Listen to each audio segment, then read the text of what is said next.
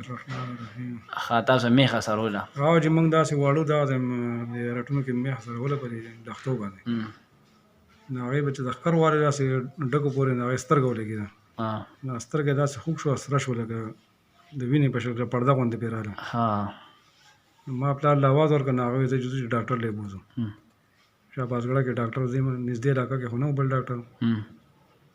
نو د سراز خان کلي جومات چې جوړ کړی دلته کې رټ و برګ غوایي به ګرځېده نو یو ګاډي ولاړو هغې له تصویران ایسته ارټله هغه رټ له تصویران ایسته انګریزو چې څنګه تصویران ایسته واپس یې موږ ته وکتل داسې میخ یې ولیدل نو بس ورسره زنانه هم وه